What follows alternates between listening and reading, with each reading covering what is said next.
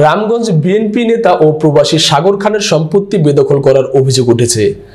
ভুক্তভোগী সাগর খান উপজেলা ভাদুর ইউনিয়নের উত্তর গ্রামের বাসিন্দা।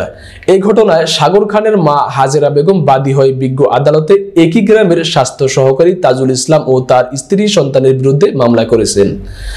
মামলা এজাহার সূত্রে জানা গেছে, ভাদুর ইউনিয়নের বিএনপির সহ সাংগঠনিক সম্পাদক মোহাম্মদ সাগর খান হেলাল গত 16 ফেব্রুয়ারি উত্তরগ্রাম রাধার বাড়ির মকবুল আহমদের নিকট হতে 4.5 শতক সম্পত্তি খরিদ করে ভোগ দখলে আছে।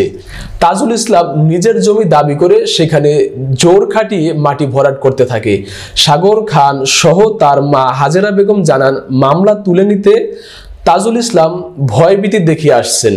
আদালত নিষেধাজ্ঞা উপেক্ষা করে সম্পত্তি বেদখল করেন। তাজুল ইসলাম জানান, আমার মালিকীয় সম্পত্তিতে মাটি ভরাট করতেছি।